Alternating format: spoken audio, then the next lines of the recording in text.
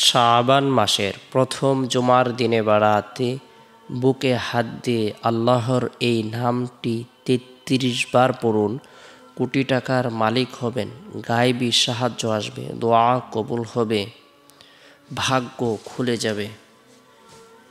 শাবান মাস অত্যন্ত বরকতপূর্ণ একটি মাস, ফজিলতপূর্ণ একটি মাস, মাহাত্ম্যপূর্ণ একটি মাস, তাৎপর্যপূর্ণ একটি মাস।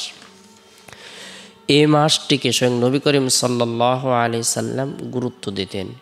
এই মাসে আল্লাহ তাআলার নৈকট্য লাভের উদ্দেশ্যে অধিক পরিমাণে নবী সাল্লাল্লাহু আলাইহি সাল্লাম নফল রোজা রাখতেন। আমাদের যার সময় সুযোগ রয়েছে আমরা চেষ্টা করব নফল রোজা রাখার জন্য, জিকির আজকার করার জন্য, তাসবিহ তাহলিল পাঠ করার জন্য, রব্বুল আলামিনের দরবারে রুনাজারি করার জন্য চেষ্টা করব। এরপরে শাবান মাসের বরকতপূর্ণ একটি দিন হলো জুমার দিন। জুমার দিন সাপ্তাহিক সকল দিন থেকে শ্রেষ্ঠ দিন। এই দিনে আল্লাহ তাআলা নূর প্রদান করে থাকেন, দোয়াকে কবুল করে থাকেন। এই দিনে অথবা রাতে কোনো মুমিন মুসলমান যদি ইন্তিকাল করে মারা যায়, আল্লাহ পাক রব্বুল আলামিন তাকে কবরের ফিতনা, কবরের সওয়াল-জবাব, কবরের আযাব থেকে নিরাপত্তা দান করবেন। আল্লাহ তাআলা তাকে শহীদি মর্যাদা দান করবেন।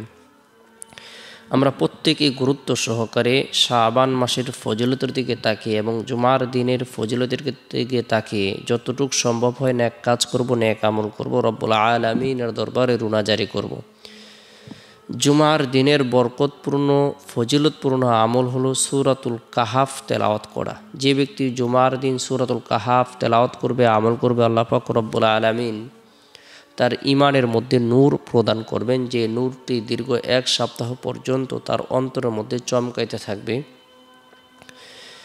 জুমার দিন যে ব্যক্তি সূরাতুল কাহাফ তেলাওয়াত করবে, আল্লাহ তাআলা তার জন্য ৭০,০০০ ফেরেশতা নিযুক্ত করে দেবেন। এই ৭০,০০০ ফেরেশতা দীর্ঘ 1 সপ্তাহ পর্যন্ত তার জন্য মাগফিরাত কামনা করতে থাকবে।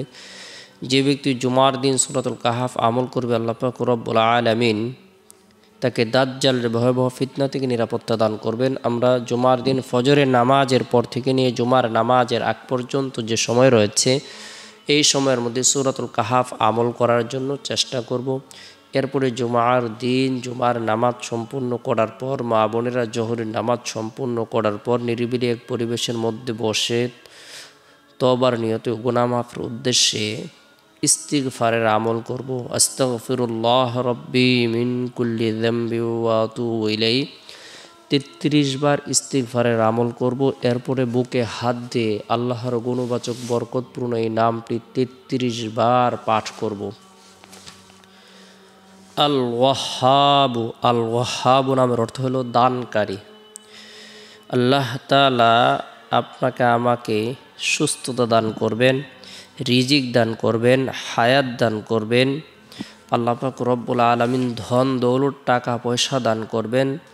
আল্লাহ তাআলা সচ্ছলতা দান করবেন, অসচ্ছলতাকে দূর করে দিবেন। চারদিক থেকে আল্লাহ পাক রব্বুল আলামিন বরকত প্রদান করবেন। গুরুত্ব সহকারে আল ওয়াহ্হাবু নামটি ৩৩ বার পাঠ করব, আমল করব। এরপর রব্বুল আলামিন দরবারে রিজিক বৃদ্ধির উদ্দেশ্যে, হায়াত বৃদ্ধির উদ্দেশ্যে, ধন দৌলত বৃদ্ধির উদ্দেশ্যে দোয়া করব।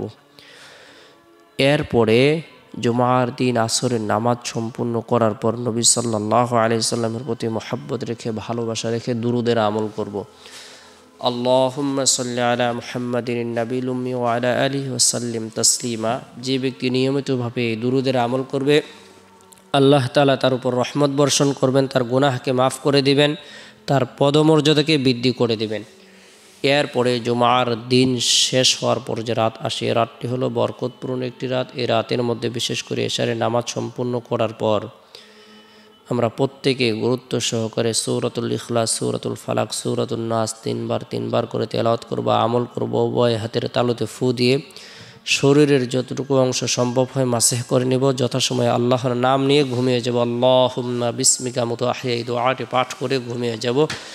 আল্লাহ পাক রব্বুল আলামিন আমাদের সকলকে বুঝার আমল করার তৌফিক দান করুক।